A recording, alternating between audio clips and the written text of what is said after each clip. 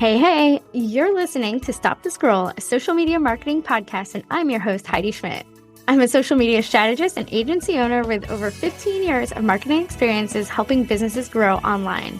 We'll be diving into what you need to know so that you can show up confidently online without the overwhelm.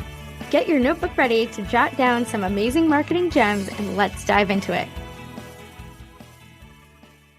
Welcome back to another episode of Stop the Scroll. I'm your host, Heidi Schmitz. And today I kind of wanted to talk a little bit about our mindsets. And what business do I, a social media marketing manager, agency owner, have to talk to you all about mindset is, well, there is a mindset when it comes to creating content that you have to have. And I'm going to talk about some of these limiting beliefs that kind of impact how we present ourselves on social media and how to kind of get over them. Because ultimately, if you don't think that social media is going to work for your business, it's not going to work. It's that simple. So we're going to walk through some of these limiting beliefs and how do we shift our mindset to kind of get over them. So one of them, the first one that I'm going to talk about is the metrics. Now, here's the thing. And I saw a reel about this like a week or two ago, and it resonated so well with me.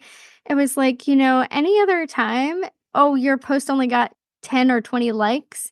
Any other time that we had 10 or 20 people tell us how amazing we are throughout the day, wouldn't that make us feel amazing? Wouldn't that be such a highlight of your day? So rather than, my post only got 10 likes, like shift your mindset to be like, oh, wow, 10 people thought that this was amazing. Stop beating yourself up about the numbers. And I say this also because there are so many shifts in social media that you don't control. There are so many things, and I've talked about this before. I talk about it ad nauseum with clients. There are so many things that we do not have any control over. We do not control who sees our content, when they see our content, all of the fun things versus if we just said, hey, it took me 10 minutes to put together this reel and I reached 500 people. And maybe, 20 of them liked the post, like it resonated with them. That is not a failure. That is 500 people that it only took you 10 minutes to get in front of. And whether they watched you for 3 seconds or for the entire 15 seconds of your video that maybe it took you 10 minutes to create and post on Instagram, that's a win. That's a win. And we have to remember that in marketing, we know that usually people have to see us about 7 times before they make a decision to buy from us. So, okay, they see your reel and then they start following you. And then they see your next post and, maybe they're going to join your email list because your next post promoted your freebie or whatever. Now they're in your funnel and now you control how often they see you, right? So when we look at the long game of marketing and stop kind of beating ourselves up over the analytics, it kind of makes every little thing, like you celebrate the small stuff instead of beating yourself up like, only 500 people saw this. Like, no, 500 people saw your shit. 500 people you got in front of for, 10 minutes to create a little reel. And you could have gotten in front of 5,000 people, but you can't control what action they take next. You can only control your effort. And my business coach, Alison Loftus, for those of you who follow her, she preaches about how you are in control of your attitude and your effort. So I'm going to take that and say, you are in control of the efforts that you take to get in front of new people and to convert your audience. So when we shift our mindset as to how or whether we think that our marketing is working, like celebrate the small stuff. Don't sweat the metrics because there's a lot that you don't control about them, and celebrate the small steps. Celebrate the small victories. They're so, so important to celebrate those small, tiny little victories. Another shift that we need to make in our mindset is we need to get over that, like, oh my God, nobody liked this post. That need for instant gratification. Does that make sense? And we live in a world where, instant gratification is such a big thing. But marketing in and of itself is a long game. social media growth is a long game. And you have to set goals for yourself and your business for that long game in order to really determine whether or not something worked or not. Does that make sense? I don't know why, like, I'm saying, like, does that make sense? Like, someone's talking back to me. But when we set a goal, like, for instance, you set a goal, like, I want to get to 10,000 followers by the end of this year. You are in control of your effort that it takes to do that. However, you cannot attach your sense of success, like, even if you get halfway to that point. Don't feel defeated. Look at the growth that you still had. So detach yourself from the outcome because, again, you don't control whether or not people follow you. All you control is how you showed up. So, like, okay, I want 10,000 followers. How many times a day are you going to post? How many times a week are you going to post to get there? Are you going to run ads? Are you going to run brand awareness ads? But ultimately, what do those 10,000 followers get you in regards to your business? How do those followers impact your business and your bottom line and the money that comes into your bank account? Stop measuring success of your business on these vanity metrics and stop expecting things to happen right away. Because ultimately, our need for instant gratification and that determining our success really kind of just sets us up for failure. And I say this as a 6-figure marketing agency owner who it was this year, 4 years into my business, that I hit 1,000 followers. And I'm like, yeah, I hit 1,000 followers. So all you can do is the effort that you take to accomplish those goals and feel like every step that you take is a step towards that bigger goal. Don't expect things to happen right away. Marketing itself, we know, is a long game. There are no strategies for instant results. Nothing that you do is going to turn instant results. All you can do is show up, put yourself out there, put your offers out there, and kind of hope for the best. I mean, if you're getting in front of your ideal audience, if you know exactly who you're marketing to, then yeah, you're probably going to have more likelihood for success, especially if you have your messaging down. But even if you don't accomplish your marketing goals, like, celebrate the baby steps, celebrate the growth that you did have. Like, oh man, I started the year at 500 followers and I wanted to be at 10,000 and now I'm only at 2,000. Like, that's 1,500 people that you attracted into your digital marketing booth. Like, think about your Instagram account. This was once in a masterclass that I was in. We were talking about, how our social media profiles are like a digital marketing booth. Like, if you go to a trade show and you go to someone's booth and you chat with them, like, think about your social profiles as that booth. Protect your peace. And I say this because burnout as a business owner is a very, very real thing. And sometimes you have to protect your peace. And I say that like, it's okay to cut back on your expectations of yourself. Like, especially if you're the one managing your social media, especially if you're the one who's posting and you feel like you need to post 3 times a day, but oh my God, I'm so burnt out on creating all of the content. It is okay to step back. And you know what? It's also okay. If you don't post for a week, it's okay to tell your audience why. It is that authenticity that I find that helps people resonate with us. We go to social media for connections. And yes, obviously, we want to sell to our audience. Absolutely, 100%. So you also have to be okay with talking about your offers and how people can work with you. But if you're experiencing burnout, you have to be okay with investing in your business. Outsourcing any aspect of your business, it's an investment. You are investing in whether it's your marketing, whether it's your bookkeeping, like, you're investing in your business. And it's hard, especially I've worked with clients who kind of have this mindset, like, they want immediate results. They feel like they're not getting their return on investment. But ultimately you have to think about your goals. What are your goals regarding your social media? And what are the realistic expectations that you can have rather than churning out all of the content just to churn out the content and burning yourself out, because burnout helps no one. But be authentic, be authentic, like, oh, hey, I had to take a step back because it was a lot and I was dealing with other business stuff. And I myself have talked about on my social media in times when things have gotten busy and my social media has gone neglected. It's because I put my time and my energy and my effort all into my clients. They trust me with their business, so they're my first priority always. And now I've built up a team that really helps support me with that. And I am so, so grateful for my team.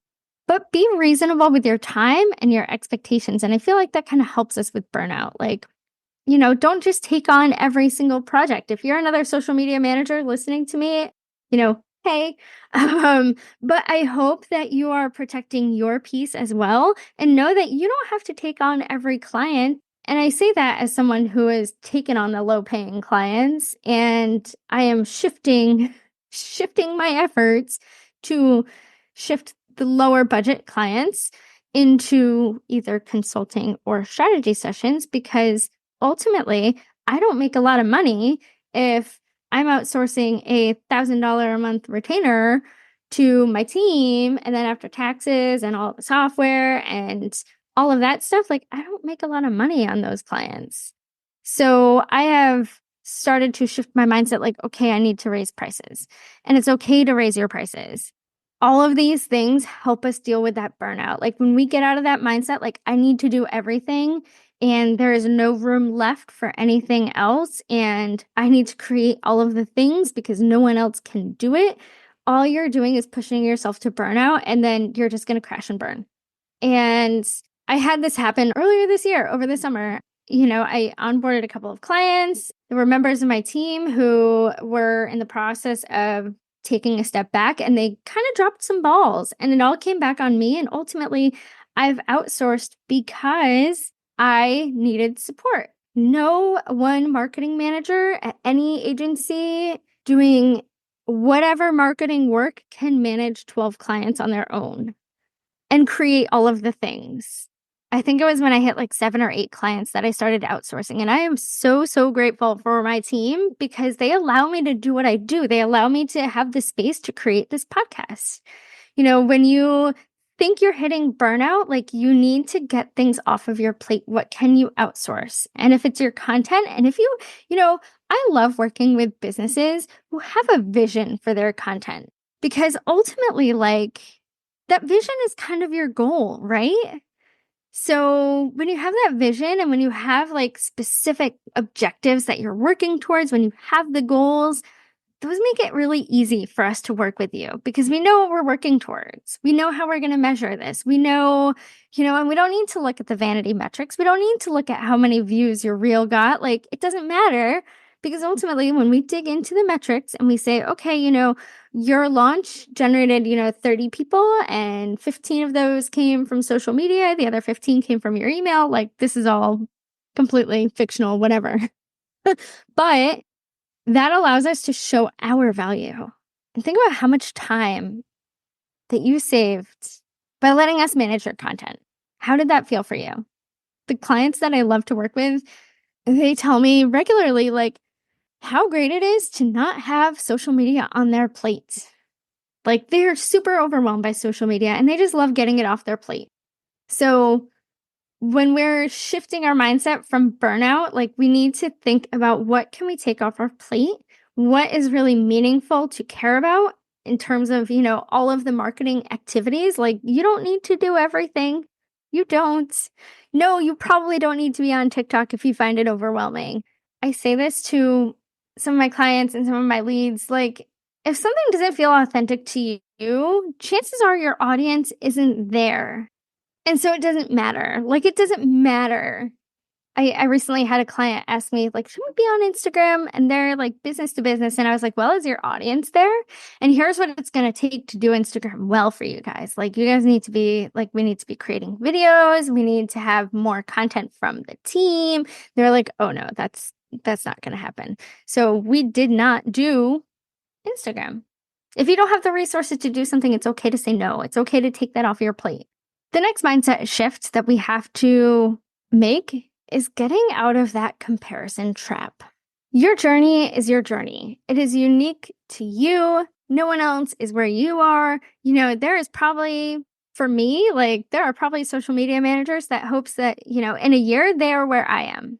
And I see social media managers and agency owners with like millions of followers, tens of thousands of followers. And I'm like, I want to be where they are. And then I kind of think like, do I? Do I want to be where they are? Like, followers don't give you any sort of credibility, do they? Because people can buy followers. I think I mentioned this in a recent podcast about how there's someone local that I'm 90% sure like bought herself like 15,000 followers because there's no engagement on our posts. Like, that's how you can really tell. And you can look at the followers and like if they don't have profile images or if they don't have posts, like you can do a little deep dive through someone's followers to see if they've bought followers. And I had a client tell me like, keep thinking about buying followers. And I'm like, I will fire you. If you buy followers, I will fire you. That is against everything I know to be right and true at social media marketing. Do not buy followers. But when we compare ourselves, when we look at people who maybe are where we want to be, all we're doing is doubting ourselves. And what you need to do instead is look at that as motivation. Look at that as inspiration. If they can make it happen, so can you, right? If I can do it, so can you. If she can do it, so can I. So think about it that way. Like, and you don't know the person that you're comparing yourself to, you don't know what their goals are. You don't know what their behind the scenes looks like. You don't know what they struggle with. There are so many things that you don't know that really make it a struggle to, like, you're just in your own head. You're just putting yourself down. You're not celebrating your wins. And because you don't know what the person that you're comparing yourself to, what their experience is, what hurdles they have day in and day out, because we all have those mindset, we all have these struggles. So think about, how do you use, instead of being like, oh, they're blah, blah, blah, being a negative Nancy about it all, like, one, what are they doing that seems to resonate? One, they probably have a different audience, but like, what are they doing that makes you think that they are so successful? One. And two, what could you be doing more of that would make you feel more successful? One of the things that I've realized recently is that I haven't been talking about my offers. I'm not going to get leads if I don't talk about my offers, if I don't talk about what I do, if I don't tell people that I'm looking for clients, if I don't tell people that, hey, like, we have client openings, like, if I don't talk about that, of course I'm not going to have leads, right? So what are you not doing that's making you feel so inferior to people that you're judging yourself against? And what can you shift to do more of that? What are they doing that like you could be doing more of? Is it, hey, maybe they're creating more reels? Maybe they're posting a reel every day and you're maybe posting one a week. Can you maybe post like 2 a week, 3 a week? If you think about that, do a little soul searching. And I'm going to get a little, woo woo here, but do a little soul searching and think about, what is causing you to feel inferior to these people that you're comparing yourself to? What do they have that you want? How are you defining them as more successful than you? Is it more followers? Is it, oh, they have an offer and I wish I had thought of that offer, or whatever? Like, everyone has their own audience. Like, okay, they have a great offer. I see a lot of social media managers with a membership, and that's kind of inspired me to start my own, but it's going to be my own. It's going to be for my audience. And their audience maybe isn't my audience. Maybe my audience is more local. And, as I dive into creating this thing, my offer is going to be different than theirs, and it's not going to have the same messaging. And even if it's similar, like, it's meant for different people. Does that make sense? Again, there I go again. Like, does that make sense? Like, you all can respond to me. But, when we think about that, when we think about why we're comparing ourselves to others, like, get out of that headspace. For a really long time, I compared myself to a former coworker, and I heard some not great things about her and how she was working with people that I now work with. And we had 2 completely separate offers, but like, I always was like, how does she get away with charging, thousands and thousands of dollars to do this thing? And it's like, well, maybe I need to raise my prices. I mean, I'm not going to be charging $5,000 for social media management anytime soon, but like, hey, maybe instead of charging, $750, $650 a month, like, maybe I can double that. And I've had multiple mentors be like, you need to double your prices. so, so when you think about that, like, what is it that you're comparing yourself to, and how can you shift what you're doing to maybe make you feel less inferior? Whether it's raising your prices, whether it's showing up more, whatever it is, like, do some soul searching and figure out what it is and how you get over that. My last thing, and I talk about this with a lot of my clients, is like, stop caring what other people think about your content. And that pause was kind of deliberate, but I want to repeat that because it's so, so important. I have clients who really, really care about or I've worked with clients who really, really care about how they look, and even me, like, there are some days when I only record reels when I've straightened my hair and put my makeup on, and oh, I'm going out to this other thing. So I'm going to record some reels this afternoon, which I'm absolutely going to do on the day that I record this because I did put my makeup on and my makeup looks great. And, sometimes you just got to show up like that, take the small win. But if you don't look perfect, that's okay. That's okay. Like, it is okay to be imperfect. Nobody cares as much as you care about how you look in your content. I promise you, like, no one is going to notice that your makeup isn't done. There are filters for that. No one is going to care that you came off as unprofessional, maybe in a reel or something, or you weren't wearing the right outfit or whatever it is. Nobody cares. And if you care so much about that, like, make one day to batch all your content, make yourself all done up, do your hair, do your makeup. I have a friend who does this, and she knows that on this day, like, I'm going to look great. Good, good, good, good. So figure out what you need to feel great on camera, but also don't let perfect be the enemy of good. And I just did a social media post about this a couple of weeks ago, because ultimately, when we stand in our own way, I promise you, the people who are going to engage with that post, who are going to view that post, they do not care nearly as much about the pimple that you feel in your forehead. Just show up. Like, stop letting perfect be the enemy of good and just show up. Show up authentically. Be imperfect.